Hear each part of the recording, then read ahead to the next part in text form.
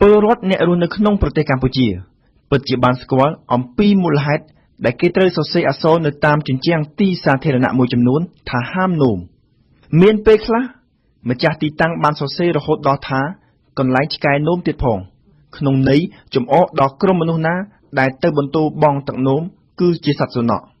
ប៉ុន្តែគ្មានប្រយោជន៍ឡើយកន្លែងដែលមានសរសេរបម្រាមទាំងនោះនៅតែមានស្នាមនិងក្លិនឆ្អេះឆ្អាបពលរដ្ឋខ្មែរខ្លះទៀតហ៊ានបន្ទោបងនៅតាមគុម្ពផ្កានៅតាមសួនច្បារសាធារណៈក៏មាន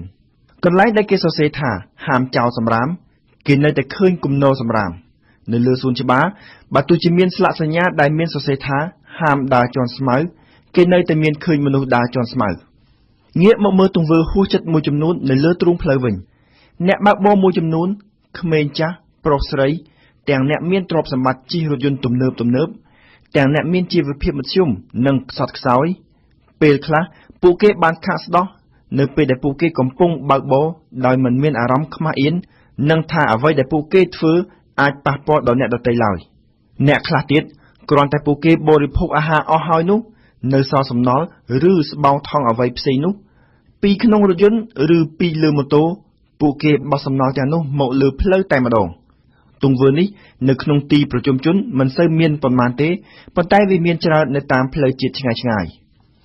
ពួកគេខ្លាចសំណល់ឬសម្រាមទាំងនោះធ្វើឲ្យកខ្វក់រថយន្តរបស់ពួកគេក៏ប៉ុន្តែពួកគេមិនខ្វល់អំពីភាពកខ្វក់នៅលើទីសាធារណៈនោះទេនៅតាមផ្សារទំនើបវិញម្ដងភាពរញ៉េរញ៉ៃតែងកើតមាននៅកន្លែងគិតលុយមនុស្សមួយចំនួនមិនបានផ្ដោតសារៈសំខាន់ទៅលើការតម្រង់ជួរគ្នាការគោរពសិទ្ធិនិងការផ្ដោតសិទ្ធិឲ្យគ្នាទៅវិញទៅមកនោះឡើយបើទោះជាមានជួរនៃមនុស្សជាច្រើនក៏ដោយអ្នកខ្លះដើររំលងជួរឆ្ពោះទៅកន្លែងគិតលុយធ្វើប្រងើយបើនៅតាមអគារធ្វើការដែលមានជណ្ដើរយន្តប្រអប់វិញអ្នកដែលត្រូវចូលក្នុងជណ្ដើរយន្តនោះពួកគេមិនបានទុកពេលឲ្យអ្នកចេញពីជណ្ដើរយន្តឲ្យអស់ជាមុននោះទេពួកគេត្រូវប្រជ្រៀតរុលចូលក្នុងជណ្ដើរយន្ត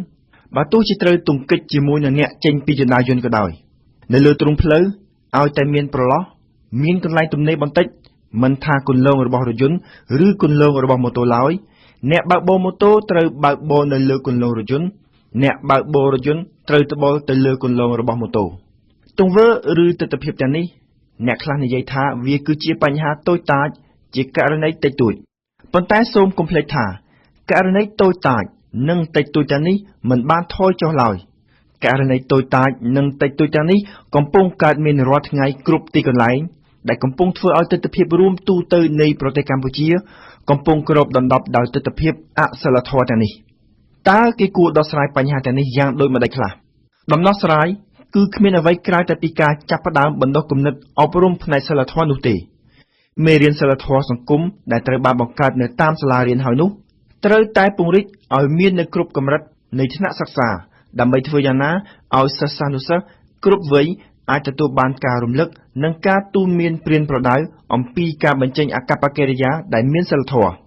មេរៀនសីលធម៌នៅសាលារៀននៅមិនទាន់គ្រប់គ្រាន់នៅឡើយអាជ្ញាធរពាក់ព័ន្ធត្រូវរៀបចំស្ប៉ុតអប់រំផ្សព្វផ្សាយរយៈពេលយូរដើម្បីបណ្ដុះគំនិតពលរដ្ឋទូទៅជាពិសេសមនុស្សចាស់ដែលមិនបានស្ដាប់ឮមេរៀនសីលធម៌នៅសាលារៀន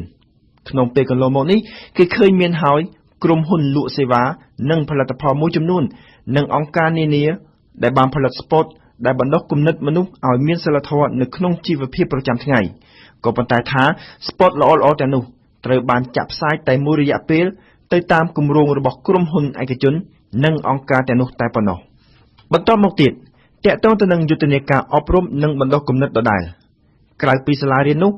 គ្រួសារនិងសហគមន៍គឺជាទីតាំងដ៏មានប្រសិទ្ធភាពបំផុតអាណាព្យាបាលដែលជាយុវជនជំនាន់ក្រោយត្រូវធ្វើជាគំរូល្អនិងត្រូវចាប់ផ្ដើមអប់រំកូនតូចៗរបស់ពួកគេអំពីការប្រព្រឹត្តត្រឹមត្រូវល្អមានសីលធម៌ការអប់រំនេះនឹងក្លាយទៅជាទុនដ៏មានប្រយោជន៍សម្រាប់សង្គមខ្មែរដែលមានសីលធម៌នៅពេលអនាគតជាការពិតការបណ្ដុះគំនិតមនុស្សឲ្យមានសីលធម៌មានមនសិការចេះគោរពសិទ្ធិអ្នកដទៃ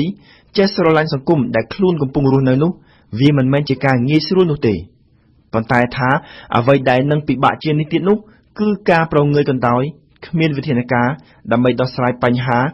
ឬទប់ស្កាត់ដើម្បីកុំឲ្យសង្គមកម្ពុជាក្លាយទៅជាសង្គមអសណ្ដាប់ធ្នាប់ អាណាធិបតេយ្យនិងគ្មានរបៀបឯណោះទៅវិញទេគេគួរយល់ឃើញថាបើទោះជាកម្ពុជាខំប្រឹងងើបខ្លួនចាក់ចេញពីភាពក្រីក្រឬនៅថ្ងៃអនាគតនឹងក្លាយទៅជាប្រទេសអភិវឌ្ឍន៍ទំនើបយ៉ាងណាក៏ដោយកម្ពុជានឹងត្រូវគេមើលឃើញថាជាប្រទេសរញ៉េរញ៉ៃនិងអសណ្ដាប់ធ្នាប់ជាដដែលប្រសិនបើអាកប្បកិរិយានិងទង្វើអសីលធម៌ទាំងនេះនៅតែបន្តកើតមាននោះប្រជាពលរដ្ឋកម្ពុជាគ្រប់រូបមានទូនាទីនិងកាតព្វកិច្ចចូលរួមបង្កើតឲ្យមានកម្ពុជាមួយដែលមានរបៀបរៀបរយល្អដែលបង្ហាញថាពលរដ្ឋកម្ពុជាមានសីលធម៌ខ្ពស់